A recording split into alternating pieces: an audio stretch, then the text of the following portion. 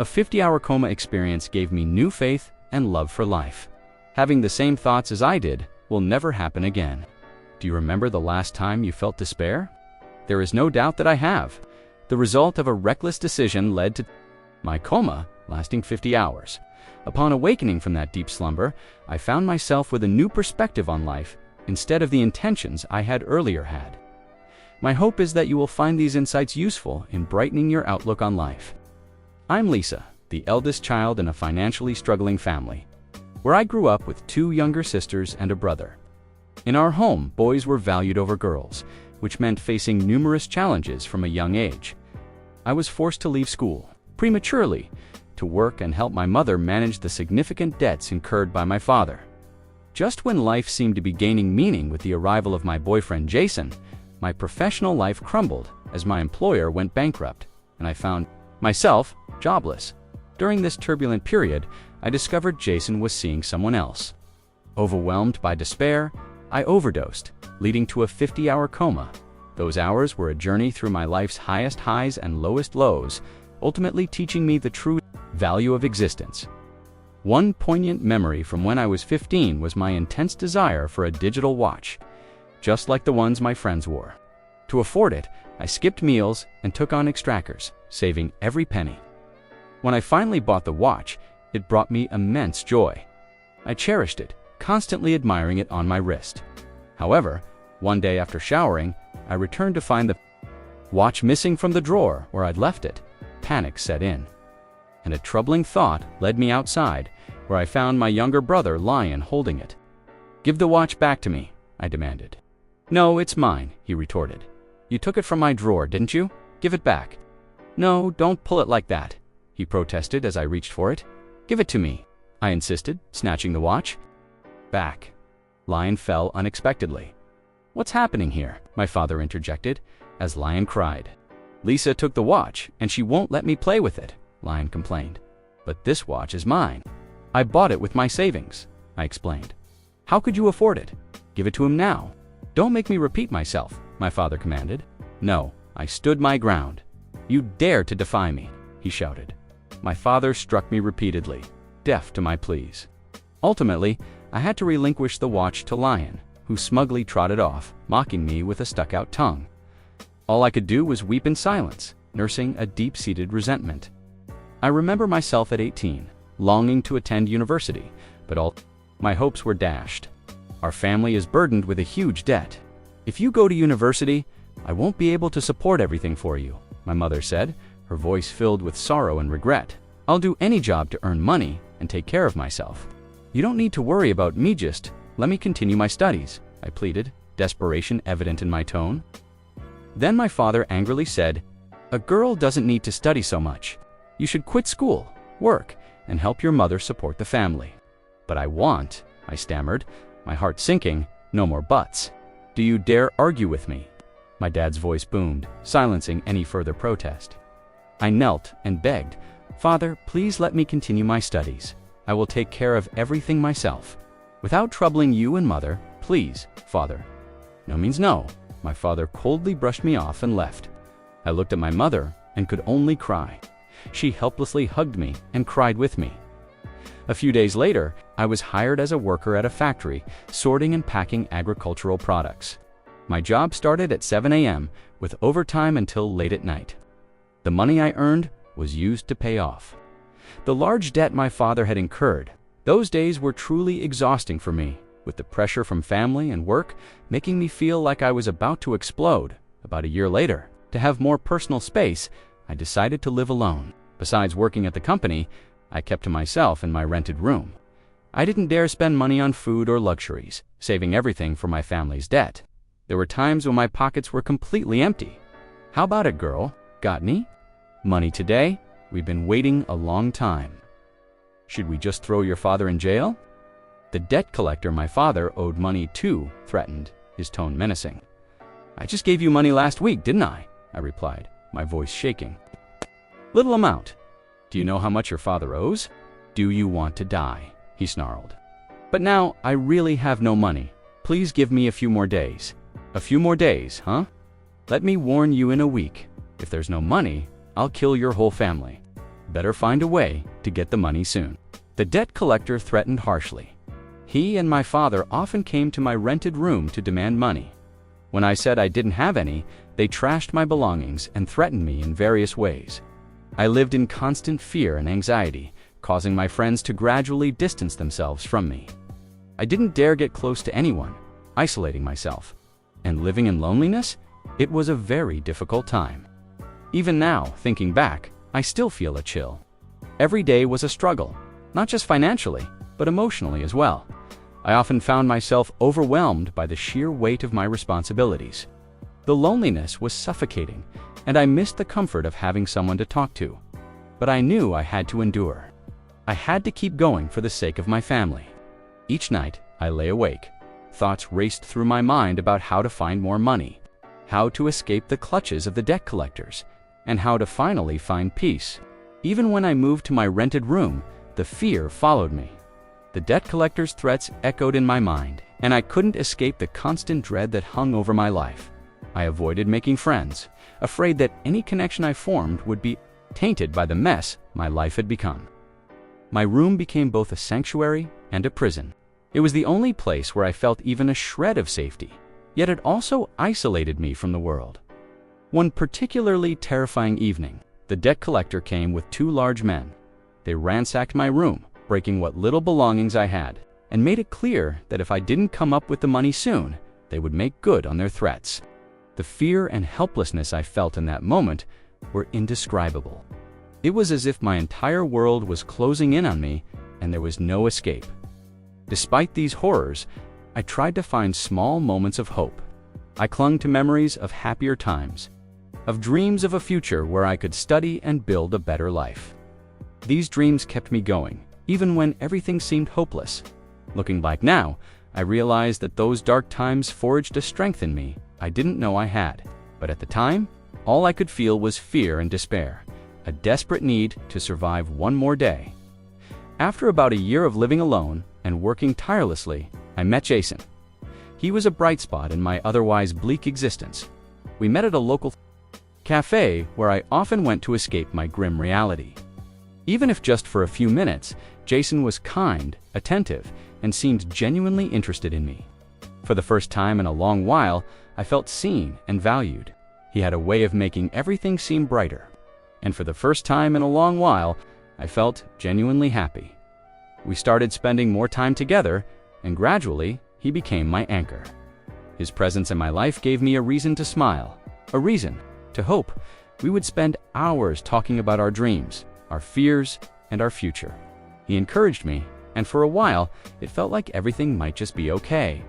We fell in love quickly, and he made me believe that better days were possible. However, just about a year later, another crisis hit. My company went bankrupt, and I became unemployed. The news hit me like a ton of bricks. Without a steady income, the pressure from my father's debt collectors became unbearable. They continually came to demand payment, not just from me, but also from my mother and sisters. The stress was overwhelming, and I felt like I was drowning at my lowest point.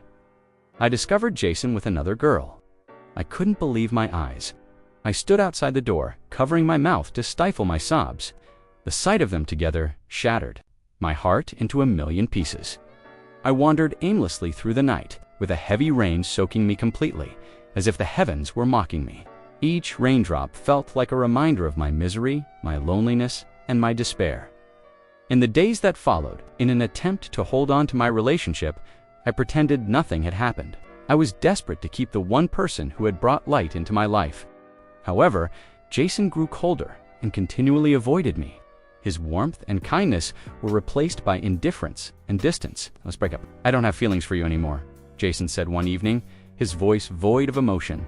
Jason, why are you saying that? I love you. I can't live without you. Please don't break up with my old I. My voice cracked as I begged, tears streaming down my face. Despite my constant begging, Jason resolutely turned his back and left. I was devastated. The man who had once been my source of strength had abandoned me when I needed him the most. I locked myself in my room, feeling despair take over my body and mind.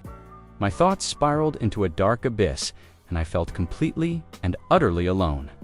I fell into a deep depression, seeking an escape from my suffering. I stopped eating, stopped talking to anyone, and spent most of my days in bed. The world outside seemed distant and uninviting. Sleep became my only refuge. Devastated, I locked myself in my room, consumed by hopelessness. I fell into a deep depression, wanting to escape the pain. I took a lot of pills, hoping for release, but instead, I fell into a 50-hour coma. I drifted into sleep, feeling like I was flying so light and free. In my dreams, I revisited my past. All my memories, both good and bad, came flooding back. I saw myself as a child, laughing and playing without a care in the world. I relived the moments of joy and the moments of pain. Then, everything lit up. During that time, I was transported back to various moments of my life, both joyous and sorrowful. I saw my younger self, full of dreams and aspirations, and I relived the heartbreak and struggles that had shaped me. "Oh, my poor daughter, does it hurt a lot? Don't cry anymore. Let me apply some medicine for you," my mother said, her voice soft and soothing as she dabbed ointment on my bruises. "Mom, why does Dad always favor Lion? I didn't do anything." "Wrong. I saved up my own money to buy that watch," I cried, the injustice of it all burning inside me. "I know. I'm sorry you had to endure so much, but I don't know how to make it up to you," she said, her eyes filled with sadness and helplessness. My mother was a very pitiable woman, bearing the burden of our family on her shoulders, working tirelessly from morning till night to take care of us. She loved me very much, but often she could only hug me and cry. Her own strength was waning, yet she always tried to be there for us even when the weight of our family's problems seemed much to bear. "Sister Lisa, are you hurt? Let me blow on it for you. Don't cry. If Dad doesn't love us, we'll love each other," my youngest sister Lily said with a child's innocent wisdom. The three of us hugged each other tightly, and my mother stroked our heads, unable to hold back her tears. Everything before my eyes blurred, replaced by the image of Jason lovingly looking at me. Moreover, Jason and I met one fateful rainy afternoon. I was walking home when it started to pour, and I was frantically looking for shelter when Jason came up behind me and covered me with his umbrella. The moment our eyes met, my heart skipped a beat. Jason had a handsome face with beautiful brown eyes that seemed to see right through me. It turned out Jason worked at a factory next to my company, and from then on, we became close. Our relationship quickly turned from friends to lovers. Despite being busy with his own work, Jason always made time for me. He cared for me deeply, supporting me through all my difficulties. He was there during the tough times, offering a listening ear and a comforting presence. Jason shared my dreams and encouraged me to keep going, no matter how hard things got. Became my strongest emotional support, the person I could rely on when everything else seemed to be falling apart. It was a time when I truly felt happy and hopeful about the future. I saw Jason as my whole world, the one person who made all my struggles worthwhile. But in the end, he betrayed me, and my mind was shrouded in darkness, as black as ink. Discovering him with another girl was like a knife to my heart. I felt utterly lost and abandoned. The one person I thought I could count on had turned his back on me, leaving me to face my demons alone. In my moment of not finding any reason to live, my mother's image once again appeared clearly before my eyes. When I was 20, I fainted at the company and was taken to the hospital by my colleagues. My mother stayed by my side, taking care of me with a dedication that only a mother could show. "Lisa, you look so pale lately. Have some porridge to regain your strength. The doctor said you were severely malnourished. You've been sleeping for over a day and a night. My poor daughter has endured so much hardship recently. I took on more products to work on at home. Just rest, don't worry too much about money." "I'll manage," my mother gently said, feeding me a spoonful of porridge. After a while, she helped me up and used a warm towel to wipe me down. Her hands were rough from years of hard work, but her touch was tender and full of love. "You've been sick so often, Lisa. I'm sorry." Tears rolled down her cheeks, and I felt a sting in my nose, quickly wiping away the tears welling up in my eyes. I had grown up and gradually understood my mother's suffering. I loved her very much. In front of her, I always tried to be strong, so she wouldn't worry. Seeing her frail back, her tender care for me, and her graying hair, I couldn't hold back any longer. I burst into tears like a child. I hugged my mother tightly, and she cried too, continuously stroking my back. "Lisa, my dear, don't cry. You've been through so much, haven't you? I love you so much, and I'm so sorry. You have nothing to apologize for. Mom, I love you so much too," I managed to say through my sobs. We hugged each other, crying uncontrollably. I heard my mother's sobs echoing in my ears, and slowly I regained consciousness and woke up. The light was blinding, but the warmth of my mother's presence made me feel safe and loved. "Oh, my beloved daughter, you're awake? My daughter is awake. Lily, go call the doctor." My mother held my hand, looking at me lovingly with tearful eyes. I felt the warmth, the love of my mother, sacred affection that comforted my soul. Presence was like a beacon of hope, pulling me out of the darkness I had been engulfed in. The doctor came, checked my pupils, blood pressure, and pulse. He said I was fine, thanks to my mother's timely discovery and bringing me to the hospital. My life was saved. I had been in the emergency room for about 4 hours and then remained in a coma for 50 hours. During that time facing death, I had dreams about the things I had experienced, and I realized I wanted to live. I no longer wanted to die. I wanted to live for myself, for my mother, and for those who loved me. The painful experiences that happened to me were not something anyone wished for. It wasn't my fault, but I had to accept and overcome my destiny. Through the window of the hospital room, I watched the sky outside and took a deep breath. Around me were patients fighting illness day and night to cling to life. I felt truly regretful seeing their struggle. I realized how precious life is and how much I had taken it for granted. "How are you feeling?" my mother asked, her voice filled with concern and relief. "I'm fine now. I'm sorry. I'll never worry you like this again," I responded, my voice weak, but sincere. "I'm sorry too, Lisa." "Oh, your father came to visit you. He also regrets everything that happened," she said, her eyes filled with a mix of sorrow and hope. I accidentally looked out of the hospital room and saw my father standing outside, watching me. Seeing me, he turned and walked away. I ran after him, my body still weak, but driven by a need to confront and understand. Seeing his wrinkled, teary eyes, I felt a pang in my heart. All the negative thoughts I had about my father suddenly disappeared. I realized he had been suffering too in his own way. "Dad," I called out, my voice trembling. He stopped and turned to face me. "Lisa, I'm sorry," he said, his voice cracking. "I've made so many mistakes. I know, Dad, we all have. But we can't change the past. We can only move forward," I replied, tears streaming down my face. I was discharged from the hospital and quickly returned to my daily life. I felt a surge of positive energy flowing through my body, with beautiful things waiting for me ahead. However, life wasn't as easy as I thought. Difficulties still came and overwhelmed me. The cycle of work and money continued to consume much of my time and energy.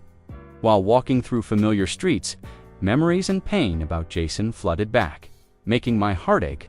I passed the cafe where we used to meet, the park where we'd spend lazy afternoons, and the little bookshop where he'd buy me my favorite novels. Each place was a reminder of what I had lost, and yet they also reminded me of the strength I had found within myself. Despite the recurring pain, I always tried to overcome every hardship and live better each day. The amazing experiences I had during the 50 hours of deep coma helped me awaken and believe more in life. They taught me that life is unpredictable and often harsh, but also incredibly valuable. When I woke up, everything felt different. The world seemed brighter, and I had a newfound appreciation for life.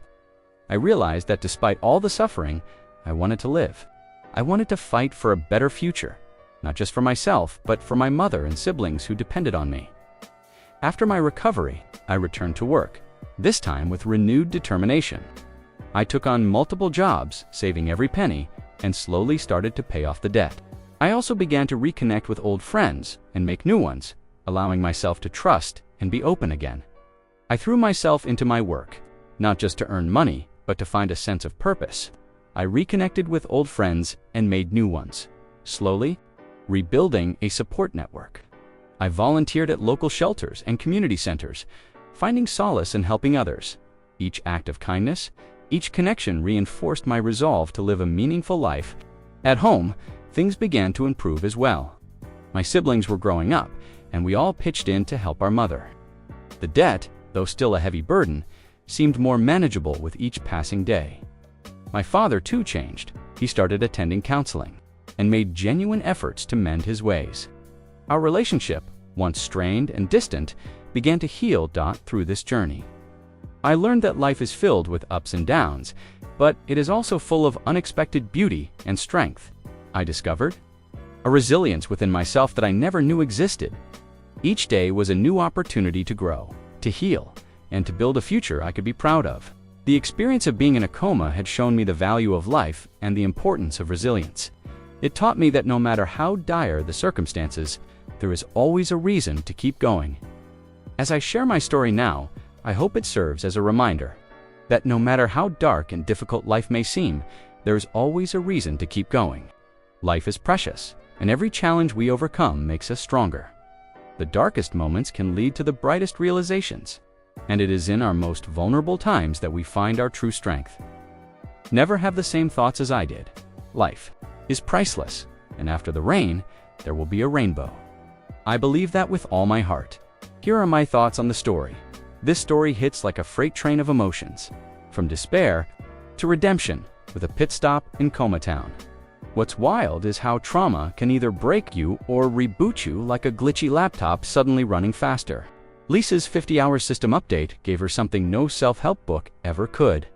Perspective. It's a brutal reminder that rock bottom isn't where you're buried, it's where you plant your feet to push off. Also, PSA, if your boyfriend pulls a Jason, throw the whole man out with the hospital for fluids. Thoughts. Drop your I'd survive a coma just to avoid my student loans takes below.